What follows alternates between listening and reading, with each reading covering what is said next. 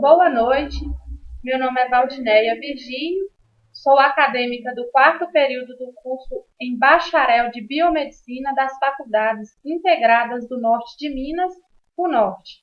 Falarei para vocês sobre a tripanossomíase americana, doença de Chagas ou popularmente conhecida como chaguismo. A doença de Chagas é uma das doenças parasitárias de saúde pública de maior importância. Foi descoberta no dia 14 de fevereiro do ano de 1909 pelo cientista e médico mineiro Carlos Chagas, quando se pesquisava sobre a doença de malária. Ele fazia pesquisa em uma criança febril de 2 anos de idade, onde ele descobriu algo diferente, que não era a malária, chegando à conclusão que daqui a pouco era a tal conhecida doença de Chagas. O agente etiológico da doença de Chagas. O agente etiológico é o Trypanosoma cruzi.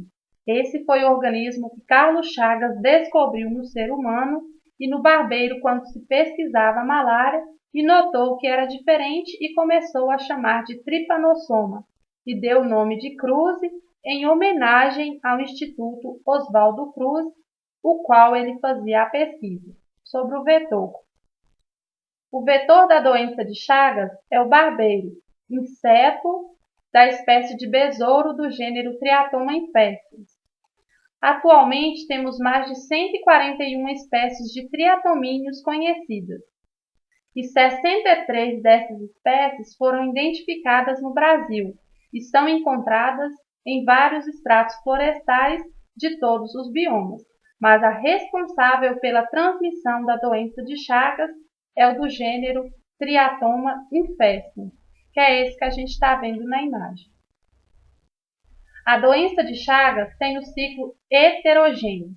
O que quer dizer isso?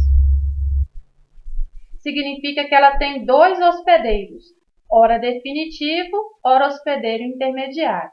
No caso do hospedeiro definitivo, somos nós, seres humanos. E o hospedeiro intermediário é o barbeiro do gênero Triatoma infestis. A transmissão da doença de Chagas. A clássica e de maior importância clínica é a transmissão vetorial, que é feita através das fezes ou urina do barbeiro em contato com o local da picada, trazendo para o ser humano a forma tripomastigota metacíclica que gera todo o ciclo da doença, que falarei mais à frente. Tem a transmissão congênita, que é feita através da mãe para o filho, através da barreira transplacentária. Tem a transmissão transfusional e de transplante de órgão, onde essas duas formas de transmissão estão com percentual bem baixo devido ao controle que se tem no transplante de sangue e de órgãos. Por exemplo, para a doação de sangue é feita uma bateria de exames. Caso a pessoa tenha alguma doença contagiosa, não poderá ser doadora de sangue. Tem também a transmissão por acidente de laboratório e tem a transmissão por via oral, essa que está sendo estudada recentemente, que é a transmissão através da ingestão de alimentos contaminados, como por exemplo, no caldo de cana ou no açaí, onde o barbeiro contaminado poderá ser triturado junto ao alimento. Agora eu vou estar falando para vocês sobre a morfologia do parasita da doença de Chagas. A forma tripomastigota é a forma infectante tanto para o hospedeiro vertebrado, que somos nós, quanto para o hospedeiro invertebrado, que é o vetor, o barbeiro. Esta forma consiste no parasita em forma de C ou S, flagelado, com corpo celular longo e achatado, e a forma circulante no sangue. O parasita permanece nessa forma por pouco tempo, pois o sistema imunológico logo atacará e este entrará na célula, adquirindo assim uma nova forma. É importante ressaltar que nessa fase não há reprodução do parasita. E esta fase, que é a tripomastigota, está presente na fase aguda da doença. Aí aqui no slide a gente pode estar percebendo nessa segunda imagem que é uma lâmina representando o parasito Trypanosoma cruzi na forma tripomastigota, onde a setinha preta apresenta o cinetoplasto, a setinha vermelha o núcleo, a seta azul a membrana ondulante e a verde o flagelo, onde a setinha azul, que representa a membrana ondulante, e a setinha verde o flagelo, representa as estruturas de locomoção desse parasita. Agora eu vou estar falando para você sobre a forma amastigota, que é a forma reprodutiva no ser humano. A forma amastigota é intracelular, de pequena dimensão, circular, ovoide ou fusiforme. Possui núcleo grande, pouco citoplasma, corpo achatado e pouco se move, pois quando entra na célula, ela perde seu flagelo. Esta forma está presente na fase crônica da doença e há a presença da reprodução assexuada por divisão binária. Esta fase intracelular é estratégica, visto que no interior das células é rico em nutrientes e a protegerá do ataque do sistema imunológico. Agora eu vou estar falando para você sobre a forma epimastigota, que é a forma reprodutiva encontrada no tubo digestório do Triatoma infestus. Possui flagelo, forma alongada, e esta também sofrerá divisão binária, originando a forma tripomastigota metacíclica, que é a forma infectante para o homem. Então, a gente pode notar que ocorre um caso onde os dois hospedeiros são intermediários, pois há apenas reprodução assexuada. E observa ainda que há dois momentos de divisão binária, ocorrente na forma amastigota, que é a forma reprodutiva no ser humano, e na forma epimastigota, que é a forma reprodutiva no barbeiro, sendo que as formas tripomastigota e tripomastigota metacíclica não se reproduzem por mitose. A doença de Chagas é uma doença heterotrófica. O que significa isso? Significa que ela tem dois ciclos. O ciclo biológico no hospedeiro vertebrado, no ser humano, e o ciclo biológico no hospedeiro invertebrado, que é o barbeiro, o vetor. Primeiro vou estar falando para vocês sobre o ciclo biológico no hospedeiro vertebrado, no ser humano. Primeiro, temos que imaginar um barbeiro contaminado para infectar o homem. O barbeiro, por ser inseto hematófago, se alimentar de sangue, no momento em que esse barbeiro se alimenta do sangue, acontece dentro dele um novo ciclo, que é o ciclo biológico no hospedeiro invertebrado, que vou falar mais à frente. O barbeiro pica o homem para se alimentar e acontece dentro dele o novo ciclo. Enquanto isso, ele deposita sobre a pele do homem fezes ou urina, contendo a forma infectante para nós seres humanos, que é a forma tripomastigota metacíclica. Essas tripomastigotas vão penetrar no local da picada devido a ela gerar uma reação de coceira, invadindo assim o nosso organismo e caindo na corrente sanguínea. Por ser um ser estranho, o nosso sistema imunológico vai desencadear uma resposta pelas células de defesa, que são os macrófagos, que tentarão fagocitar essas tripomastigotas. A ideia do macrófago seria destruir essas tripomastigotas, só que por uma adaptação parasitária, as tripomastigotas criam um vacúolo parasitófago que acaba a protegendo, deixando sobreviver e reproduzir dentro desse macrófago.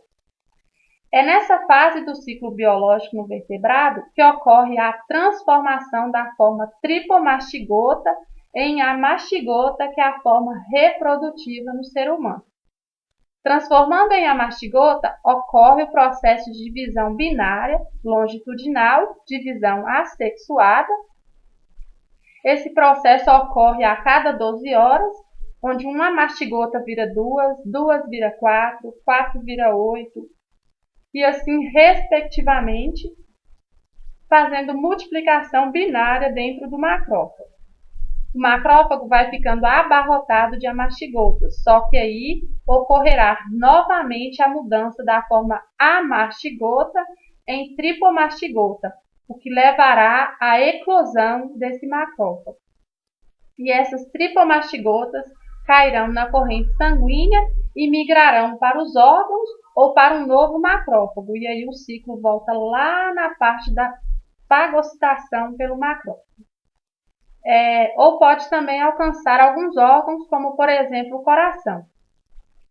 E a forma que é encontrada na corrente sanguínea, ficando livre para que outro vetor, outro barbeiro, quando vier fazer o repasso sanguíneo, adquira a forma tripomastigota e assim dando sequência ao ciclo. Agora eu vou estar falando para vocês sobre o ciclo biológico no hospedeiro invertebrado, que é o ciclo biológico no barbeiro. O barbeiro se contamina ao ingerir, no momento do repasso sanguíneo, que contém a forma tripomastigota circulante no sangue do hospedeiro vertebrado contaminado. Essa forma tripomastigota passa pelo tubo digestório do barbeiro e acaba alcançando o tubo médio do inseto, onde irão se transformar em epimastigotas, forma reprodutiva no hospedeiro intermediário. Acontece o processo de divisão binária. Uma vira 2, 2 vira 4, 4 vira 8, 8 16 e assim respectivamente. Depois migram para o reto do inseto e voltam para a forma tripomastigota metacíclica, que é a forma infectante para o homem, e são eliminados nas fezes ou urina do vetor, contaminando assim o hospedeiro vertebrado e dando sequência novamente ao ciclo. A estatística da doença de Chagas. A doença de Chagas atinge hoje cerca de 12 milhões de pessoas em regiões pobres de 21 países da América Latina. Aqui no Brasil, estima-se que há 1.600.000 infectados pela doença. Esses são dados do IBGE no ano de 2007. Agora eu vou estar falando para vocês sobre as fases e sintomas da doença de Chagas. A doença de Chagas apresenta duas fases. Tem a fase aguda e tem a fase crônica. A fase aguda, os sintomas passam despercebidos. Primeiramente, há uma reação inflamatória no local da picada, caracterizada por vermelhidão e coceira, chamada chaguma.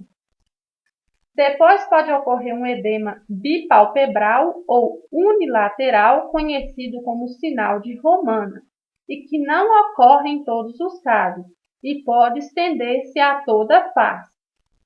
Que, igual aqui no caso, a gente pode estar percebendo nessa imagem esse inchaço nas pálpebras. Isso aí ocorre pela liberação da IgE e histamina, que gera uma reação anafilática.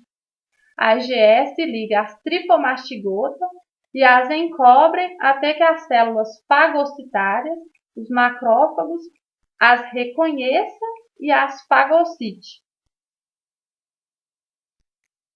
Outros sintomas também são a febre, mal-estar, calafrios, mialgia e fadiga.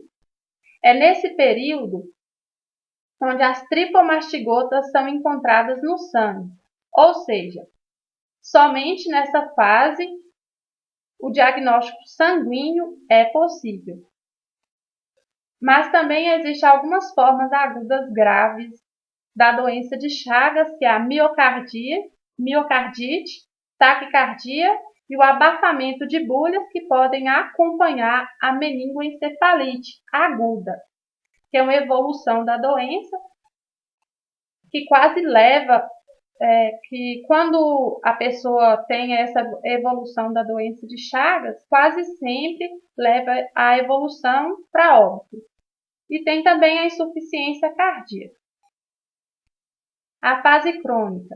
Ela é caracterizada por ser assintomática. Nessa fase são encontradas as formas tripomastigotas em menor quantidade.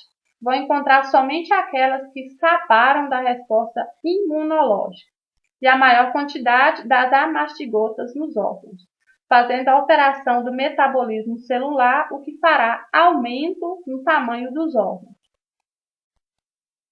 Então, não há como fazer diagnóstico sanguíneo. Portanto, é necessário a imagem e biópsia, o que torna o diagnóstico mais complicado.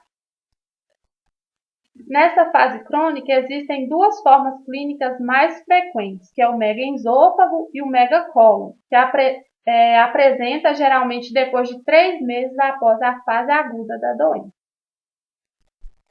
Quanto ao megaesôfago, o principal sintoma é a disfagia, dificuldade de deglutição. Quanto ao megacólon, observa-se o sigmoide palpável, volumoso e aspecto tumoral. Tem também a cardiopatia crônica ou cardiomegalia, que é um aumento no coração, como a gente pode estar percebendo nessa segunda imagem do slide.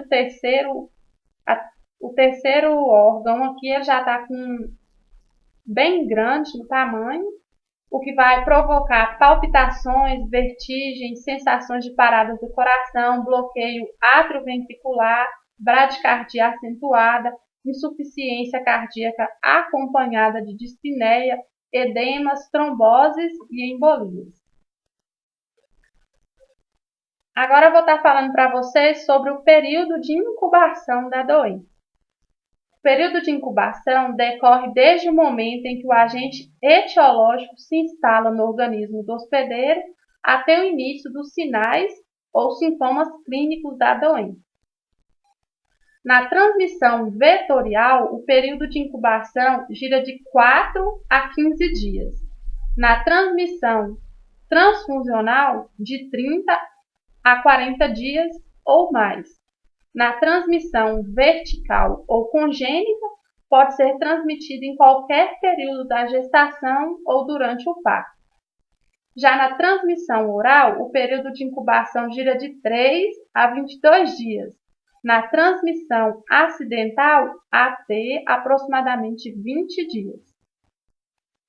Agora eu vou estar falando para vocês sobre o diagnóstico da doença de Chagas. Por ser uma doença parasitária, é feita a pesquisa do parasita através do exame parasitológico direto de sangue, ar fresco, gota esperta. É feito o esfregaço sanguíneo e corado por qualquer coloração usada em hematologia, onde será encontrado entre as hemácias a forma tripomastigota do parasita.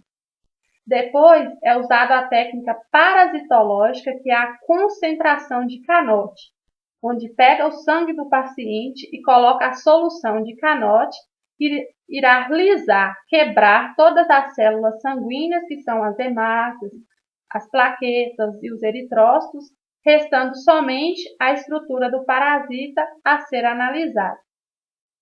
Tem também a imunoefluorescência indireta dos anticorpos IgM anticruzes específicos, tem a biópsia, o xenodiagnóstico, que é realizado em áreas endêmicas, na qual o barbeiro não infectado alimenta-se do indivíduo suspeito da doença, logo depois faz-se a dissecação desse inseto, procurando pela forma tripomastigota microscopicamente. Caso o indivíduo seja alérgico à picada ou se recusa a fazer tal procedimento, há também o xenodiagnóstico artificial realizado in vitro. Tem o eletrocardiograma, o ECG, tem o raio-x de abdômen, o ecocardiograma, a endoscopia superior. Agora eu vou estar falando para vocês sobre o tratamento da doença de Chagas. A doença de Chagas, na fase crônica, não tem cura, portanto, seu tratamento é paliativo. Já na fase aguda, é feito com o uso de medicamentos antiparasitários eficazes na eliminação do parasita do sistema sanguíneo. Os fármacos utilizados são o Nifurtimox, que gera ação oxidativa do parasita, tem também o allopurinol, tem o benzonidazol, que inibe a produção de ATP. O benzonidazol é utilizado na fase aguda e em jovens com a forma indeterminada e pode curar a meningoencefalite, que é a evolução da doença, que quase sempre é fatal, leva o paciente ao óbito. Estes fármacos devem ser administrados diariamente de acordo com o peso corporal, de 12 em 12 horas, durante 2 meses. Não há necessidade de internato hospitalar.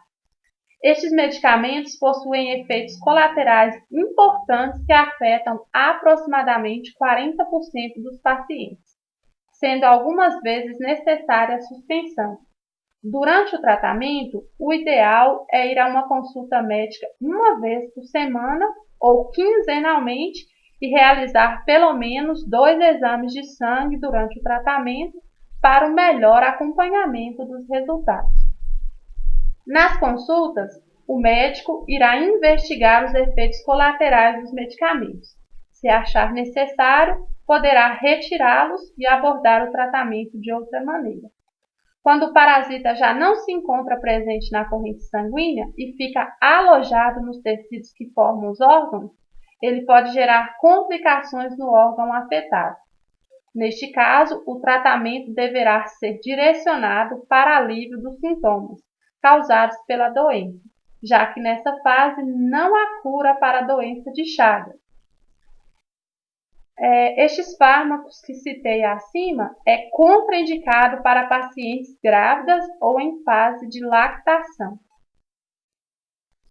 Nas perturbações do ritmo cardíaco, o tratamento é o mesmo para as cardiopatias normais. E no caso do megaesôfago e o megacólon, somente a intervenção cirúrgica. Agora eu vou estar falando para vocês sobre algumas curiosidades sobre o vetor, sobre o barbeiro. Um barbeiro pode viver até 2 anos. Uma fêmea do inseto põe de 1 a 2 centenas de ovos, e os mesmos demoram até 4 semanas para eclodirem, e dele surgem as larvas, e com poucos dias elas já saem em busca de sangue. E depois de sua primeira refeição, surgirão alterações no organismo do inseto, onde haverá a perda de pele, ainda uma casca. Essa modificação é denominada muda, sendo importante para que o barbeiro passe por transformações e cresça no tamanho, enquanto a casca está flexível e mole.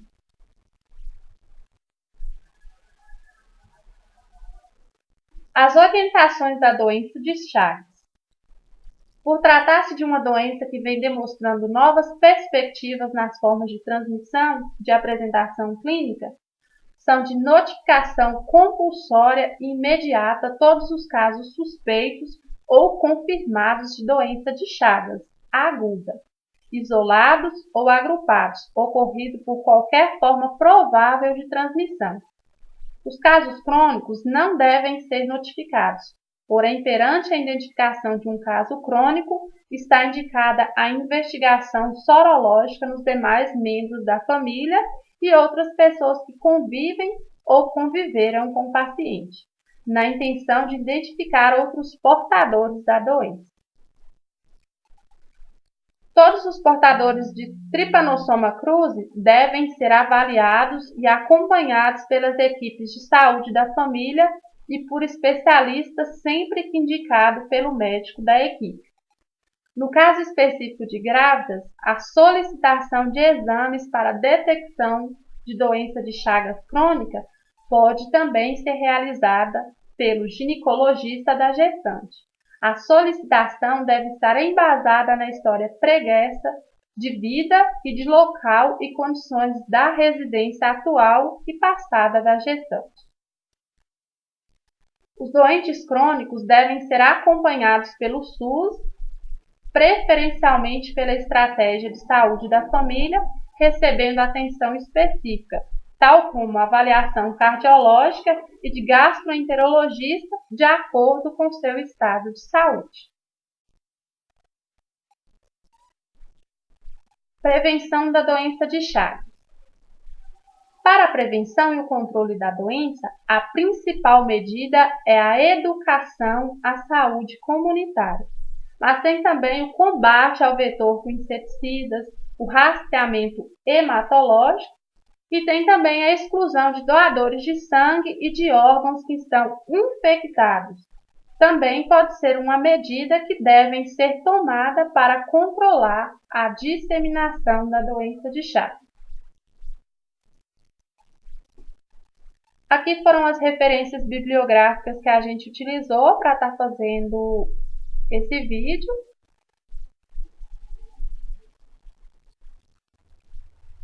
Aqui foram os colaboradores dessa videoaula, que são Cássia Vanessa Maciel, Renata Rodrigues de Macedo, Tainara Ramos, Michele Alves, Valdineia Virgínio e o docente da disciplina de Patologia, Marcos Macedo.